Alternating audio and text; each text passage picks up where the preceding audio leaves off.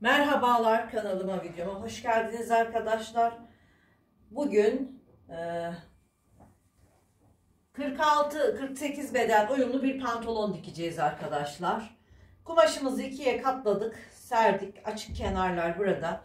Hemen kumaşımın üzerinden bir düzeltme çizgisi çekiyorum. Yandan da bir çizgi çekiyoruz.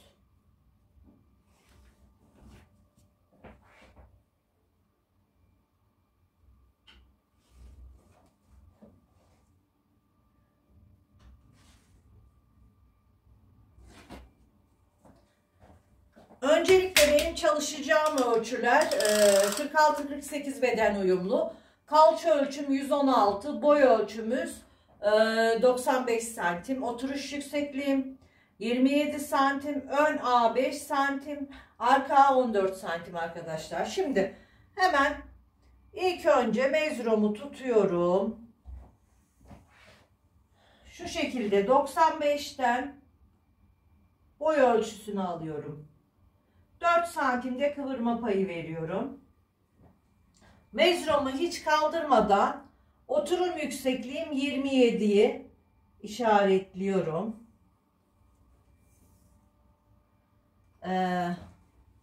Hemen diz ölçüsüne bakıyorum.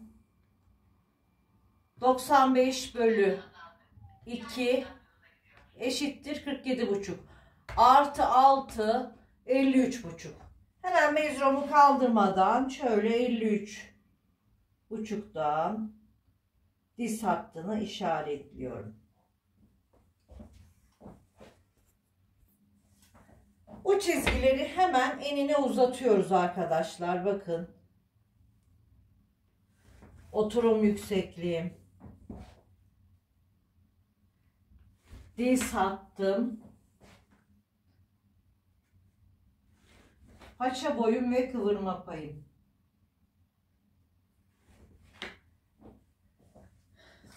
Şimdi 116 bölü 4 yapıyoruz arkadaşlar ve 29 ölçüsünü buraya yerleştiriyorum. Pantolonum belden lastikli ve kemerini sonradan takacağız.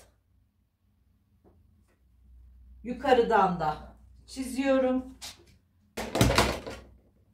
Hemen burayı kapatıyoruz.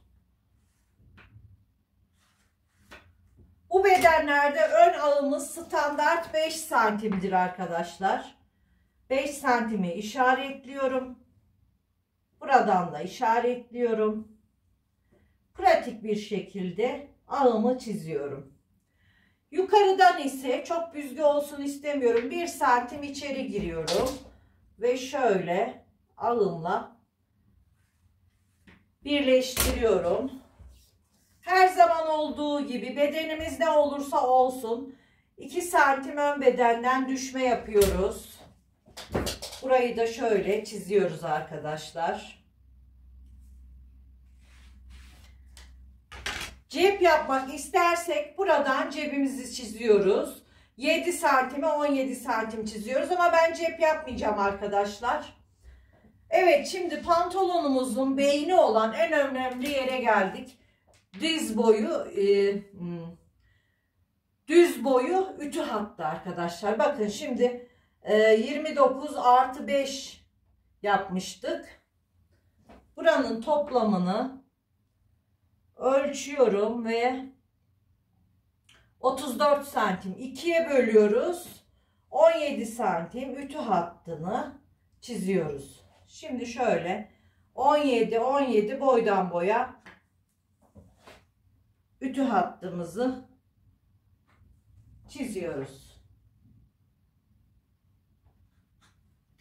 Ve burayı düz bir şekilde çiziyorum.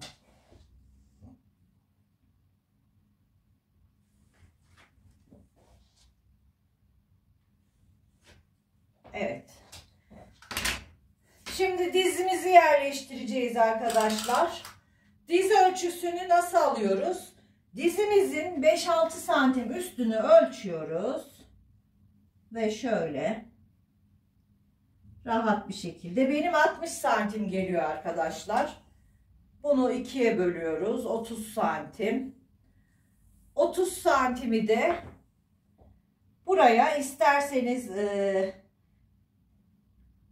böyle 15-15 yerleştirebilirsiniz. İsterseniz de bunu biraz daha küçülterek yerleştirebilirsiniz. Ben diz ölçümü şöyle 14 santimden işaretliyorum.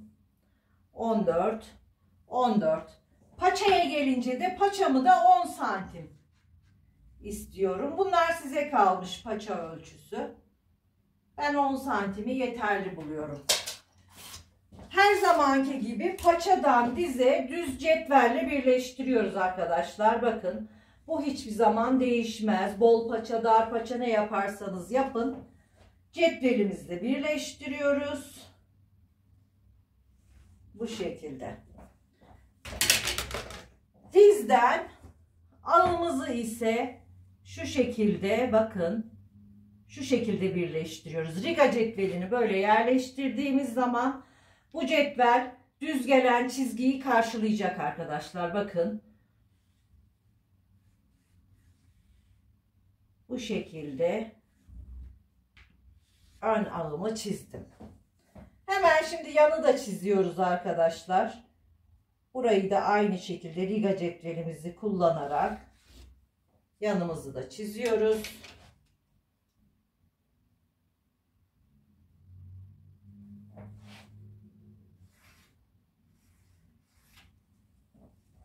Evet arkadaşlar, gördüğünüz gibi ön bacak çıktı. 2 santim önden düşme yaptığımızı hemen kesmiyoruz arkadaşlar.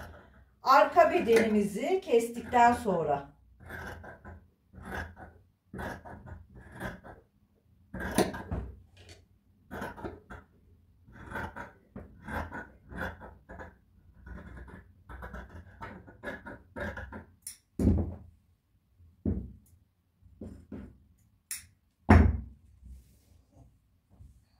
Evet, gördüğünüz gibi ön bacak, ön pantolonu taşıyarak bakın 21, 21 ve 21. Şimdi yanlardan 2'şer santim pay veriyoruz. Dizden, paçadan,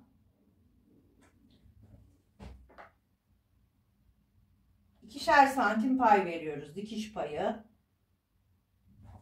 Yandan komple veriyoruz. 2 santim dikiş payı. Şimdi önce cetvelle çizdiğim yerleri birleştiriyorum.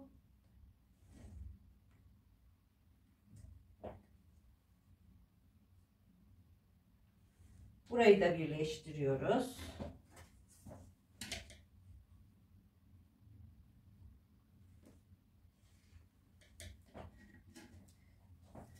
Ütü hattından yukarıya 4 santim çıkıyorum.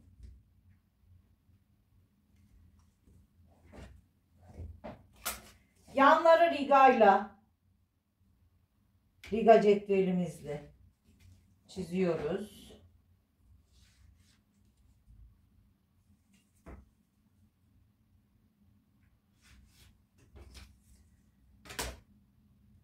Cetvelimi şu köşeye yerleştiriyorum arkadaşlar. Bakın şu noktaya yerleştiriyorum. Şöyle 4 santimden geçecek şekilde arka belimizi çiziyoruz yükselterek. Şurayı iniyoruz aşağıya.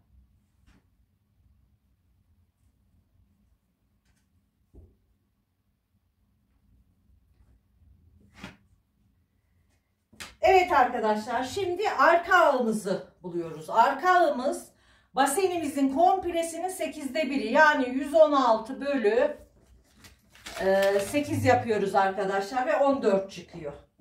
Şimdi şuradan bakın, ön ağı hiç karıştırmadan şuradan tutuyoruz. 14 santimi çiziyoruz. Ve ağımızı pratik bir şekilde çiziyoruz arkadaşlar. Buradan 1,5-2 santim aşağıya iniyorum ve ağımı pratik bir şekilde çiziyorum.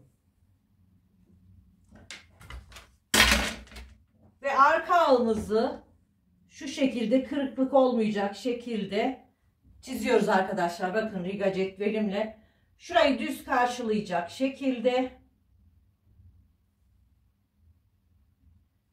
çiziyoruz.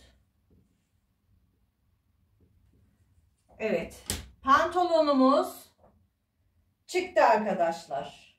Şimdi kesiyoruz.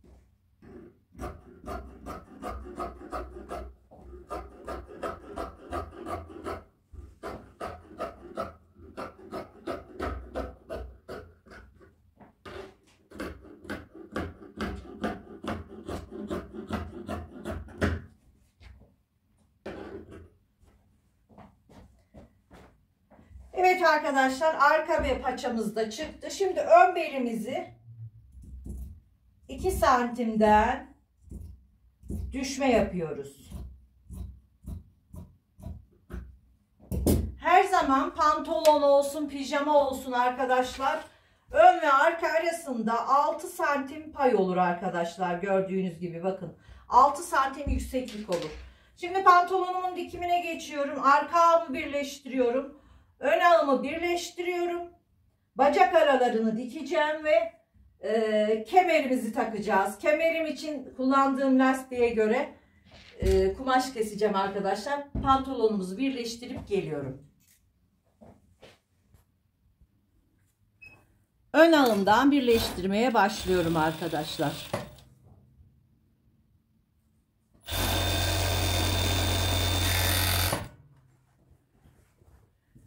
Arka ağımızla birleştiriyoruz.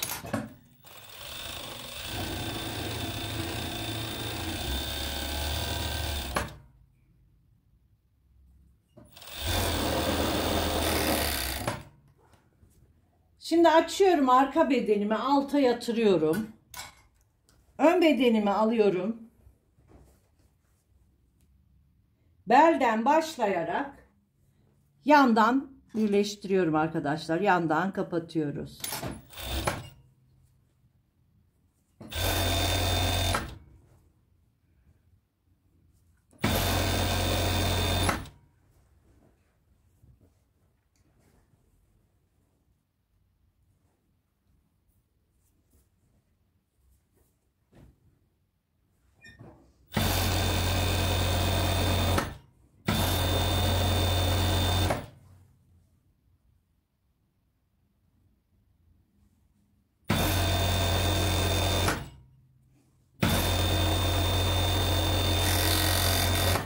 Şimdi diğer yana geçiyorum. Bu sefer diğer yanımızı da paçadan başlayacağız arkadaşlar. Arka beden her zaman için altta olması gerekiyor. Yani ben böyle dikiyorum. Bakın.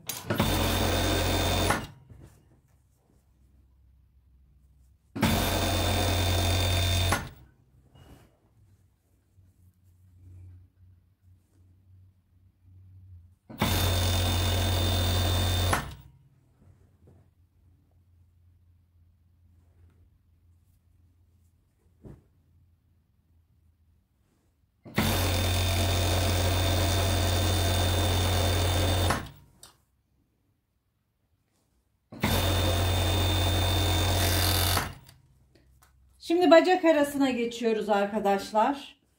Paçadan başlıyorum.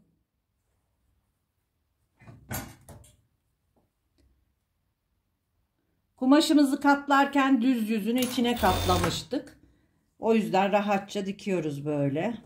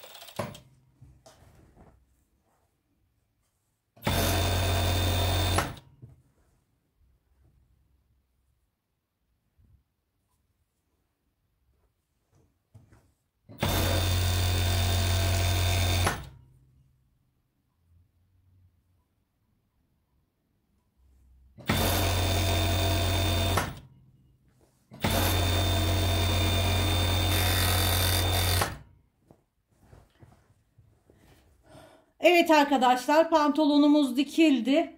Şimdi belimizi ölçeceğiz. Evet arkadaşlar, belimizi ölçtük ve belimize göre ayarladığımız kemerimiz hazır. Yanlardan dikişleri var. Şimdi bu yan dikişini pantolonumuzun yan dikişine yerleştireceğiz düz yüzünden. Bakın şu şekilde buraya yerleştireceğim. Ve buradan dikeceğiz.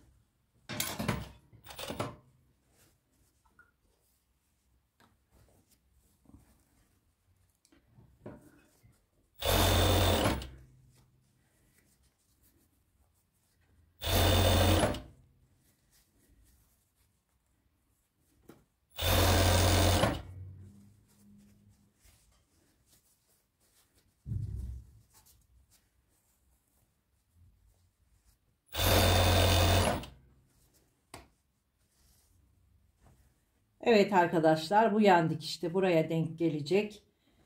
Ölçülü kestiğimiz için bir sıkıntı yok. Şu şekilde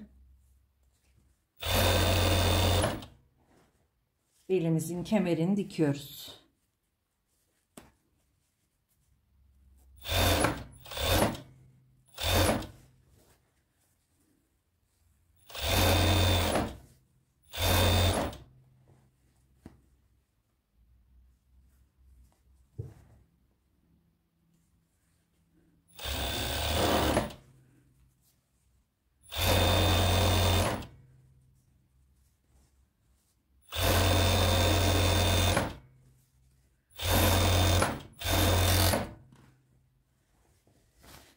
Belimizin kemerini de diktik arkadaşlar bu şekilde. Paçalarımızı kıvırıp geliyorum. Evet arkadaşlar, pantolonumuzun bitmiş hali gördüğünüz gibi çok güzel ve şık bir pantolon oldu. Siz de bu şekilde kendi pantolonlarınızı dikebilirsiniz arkadaşlar. Beğeni ve yorumları unutmayalım. Hoşça kalın, sağlıkla kalın.